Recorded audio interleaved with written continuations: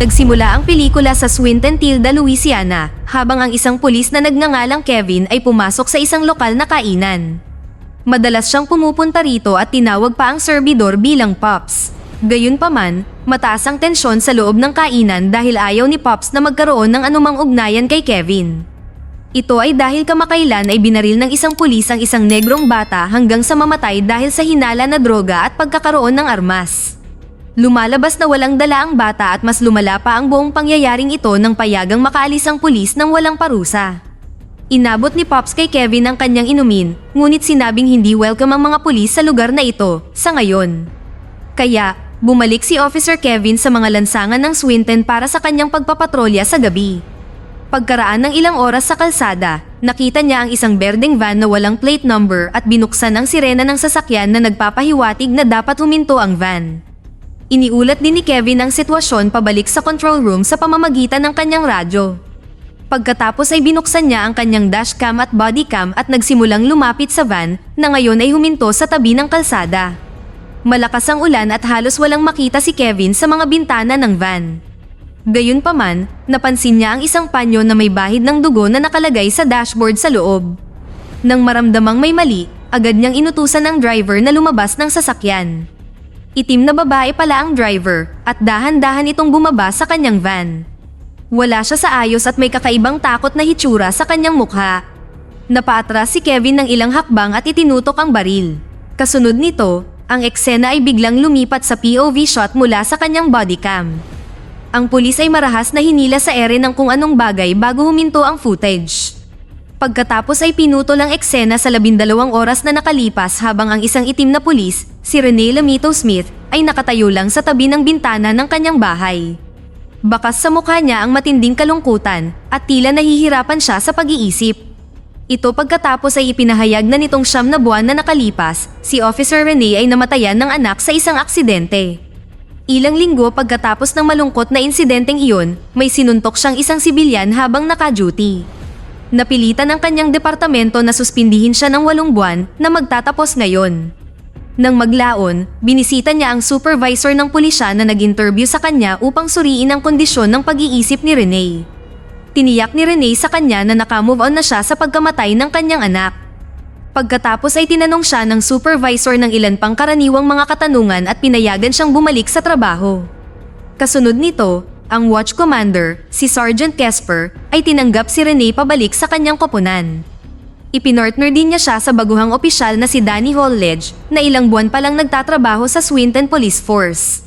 Natutuwa ang lahat na makitang bumalik si Rene, ngunit hindi siya masyadong masaya na magkaroon ng isang baguhan bilang kanyang kasama sa pagpapatrolya sa gabi. Gayunpaman, pumayag siyang kunin si Danny sa ilalim ng kanyang gabay at ang dalawa ay umalis para sa kanilang tungkulin. Nagmaneho sila sa lokal na kapitbahayan nang makita nila ang isang batang naglalaro mag-isa sa gitna ng kalye. Iniisip ni Rene na hindi maganda para sa isang bata na mag-isa sa labas sa oras ng gabi. Kaya't inihinto niya ang kanyang sasakyan at binuksan ang kanyang body camera bago lumapit sa bata. Habang nagtatanong ang 2 pulis sa bata kung okay lang siya, maraming tao mula sa kalapit na bahay ang sumugod sa kalsada. Ang kamakailang pagpatay sa isang itim na bata ay nakasira sa relasyon sa pagitan ng mga pulis at ng lokal na komunidad. Ayaw ng mga mamamayan na lumalapit ang mga pulis sa kanilang kapitbahayan, lalo pa sa kanilang mga anak.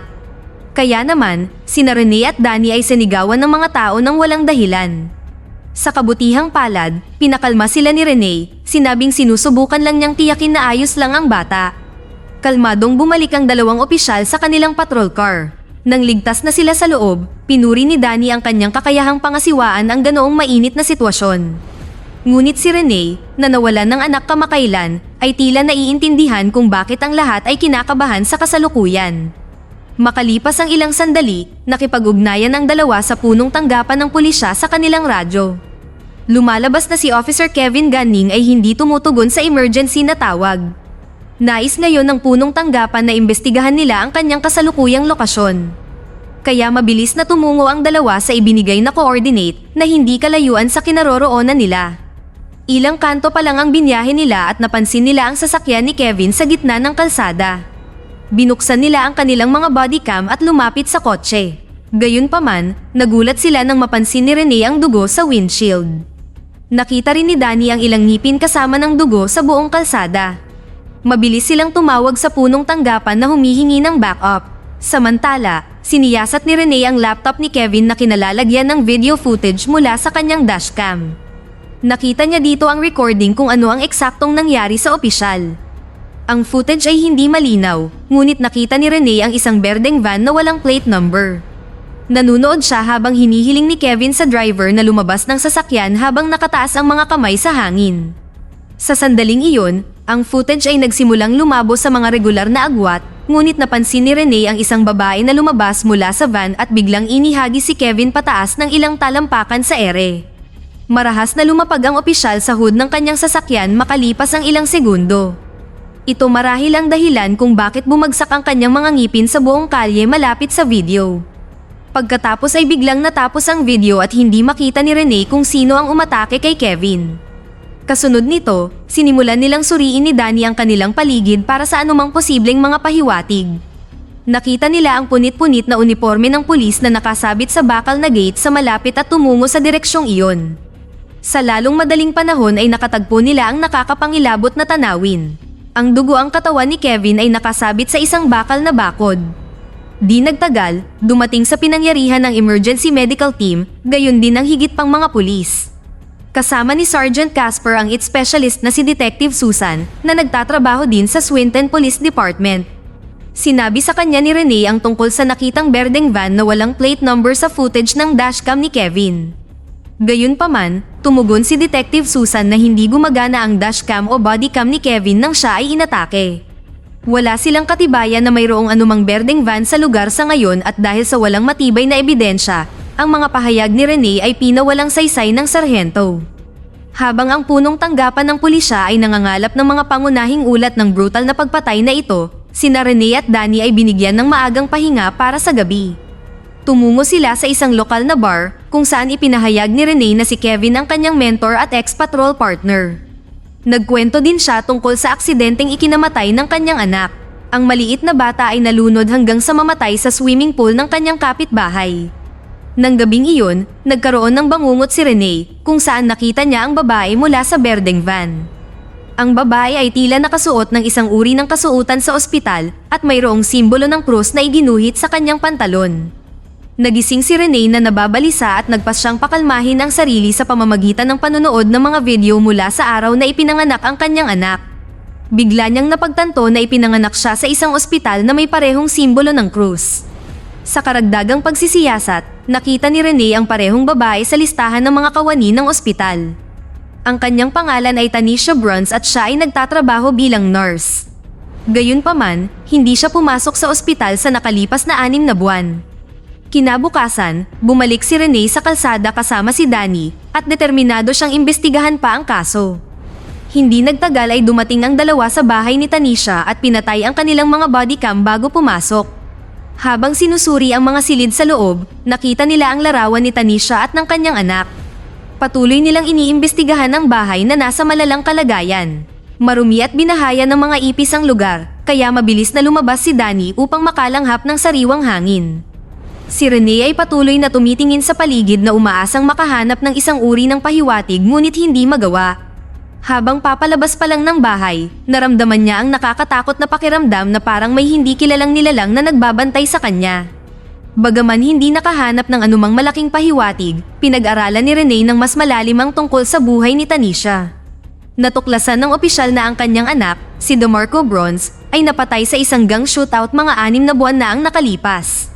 Sa ibang lugar, habang namimili si Tanisha sa grocery store, binabastos siya ng 2 lalaki. Ang isa sa mga maton na ito ay naglabas ng cellphone at sinimulang i-record siya nang walang pahintulot niya. Nagkataon namang nakita ng 2 on-patrol officer na sina Roberts at Birk ang berdeng van na walang anumang plate number na nakaparada sa labas ng tindahan. Ito ang parehong van na nakita noong araw na pinatay si Kevin. Ang 2 opisyal ay nagradyo sa punong tanggapan at humihingi ng agarang backup. Ang tawag na ito ay ipinadala kina Rene at Danny na ilang kanto ang layo. Samantala, pumasok sina Birk at Roberts sa tindahan at agresibong tinanong ang 2 lalaki. Hinugot pa nila ang kanilang mga baril, ngunit ito ay lumalabas na isang malaking pagkakamali. Ang isa sa mga maton ay nauwi sa pagbaril kay Burke at kinuha si Tanisha bilang hostage. Pagkatapos ay nagbanta siyang papatayin ang babae, ngunit biglang lumitaw ang isang madilim na nilalang sa likuran niya. Binuhat nito ang maton, dahilan para pakawalan niya ang hostage. Sa sobrang takot ng kriminal ay nagsimula siyang magpaputok kung saan-saan at nauwi sa pagpatay sa lahat, kasama ang clerk ng tindahan at ang kanyang kasama. Sa panahon ng kaguluhan, lumabas si Tanisha sa tindahan sa pamamagitan ng pintuan sa likod. Si Officer Roberts, na ngayon ay nag-iisang taong nabubuhay sa loob, ay mabilis na nag-imbestiga sa lugar kung saan naroroon ang bumaril. Sa kanyang takot, bumagsak ang katawan ng kriminal sa lupa, sa harap niya mismo. Bago makapag-react si Roberts, inilagay ng nilalang ang isang plastic bag sa kanyang mukha at sinimulan siyang i-suffocate. Ang opisyal sa anumang paraan ay nagawang makatakas at sinubukan ang kanyang makakaya upang labanan ang nilalang, ngunit siya ay napatay sa lalong madaling panahon. Di nagtagal, dumating sina Rene at Danny sa tindahan para lamang malaman na patay na ang lahat. Pagkatapos ay nakita niya ang recording ng security camera, ngunit ang mga ito ay sobrang nanginginig at malabo. Sa kabutihang palad, nahanap niya ang cellphone ng isa sa mga maton na itinago niya para sa kanyang sarili. Pagkatapos bumalik sa istasyon ng pulisya, binisita ni Rene ang forensic department upang makakuha ng detalye tungkol sa mga biktima. Ipinaliwanag ng medical examiner kung paano natanggal ang mga ngipin ng lahat ng biktima.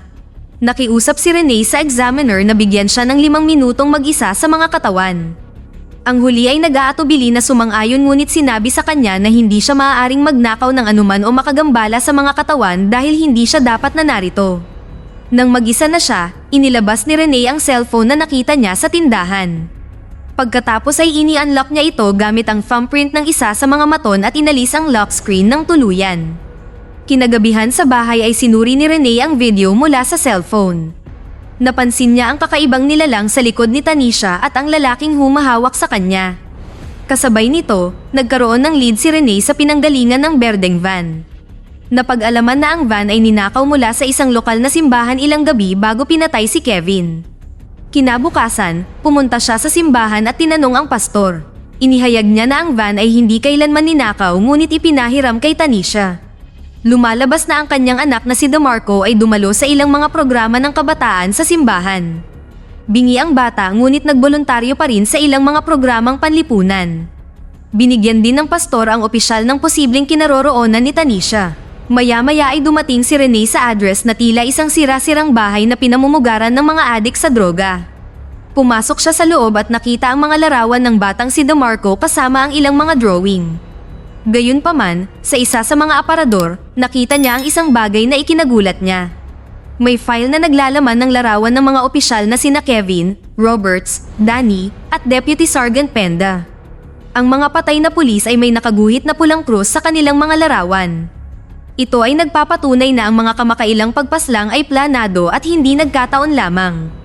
Biglang nakita ni Rene ang isang CCTV camera sa ibabaw ng aparador na tila binabantayan siya. Nagmamadali siyang lumabas at sinubukang tawagan si Sergeant Casper, ngunit hindi siya sumasagot.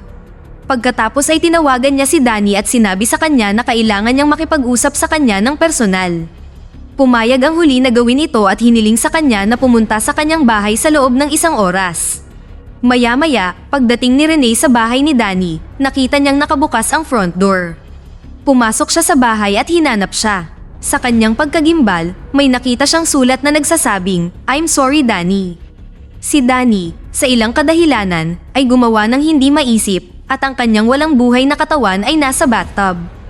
Habang sinusubukan ng nagdadalamhating si Rene na intindihin ang sitwasyon, nakakita siya ng flash drive sa lababo. Nang makabalik siya sa patrol car, ipinasok niya ang flash drive sa kanyang laptop. Naglalaman ito ng footage mula sa body cam ni Danny na kinabibilangan ng kanyang sarili, mga opisyal na sina Kevin, Roberts, at Penda sa panahon ng patrol ng pulisya. Makikita sa video na sinisigawan nila ang isang batang lalaki na tila naglalakad palayo sa kanilang kinatatayuan. Sa isang kalunos-lunos na twist ng mga pangyayari, binaril ni Deputy Sergeant Penda ang bata dahil sa hindi pagsunod sa utos. Mabilis na pinigilan ng iba ang bata at tiningnan ni Penda ang kanyang backpack. Sa kanya napagtanto na ang bata ay bingi at ito ay walang iba kundi ang anak ni Tanisha na si DeMarco. Kasunod nito, sinubukan ni Danny na tulungan ang bata at napag-alaman na lumabas na ang kanyang mga ngipin. Ngunit agad na nag-isip si Penda na iginiit kung gaano kalala ang sitwasyon at kung paano sila haharap sa malubhang kahihinatnan. Pagkatapos ay brutal niyang sinakal ang bata at pinatay na ikinasindak ng lahat.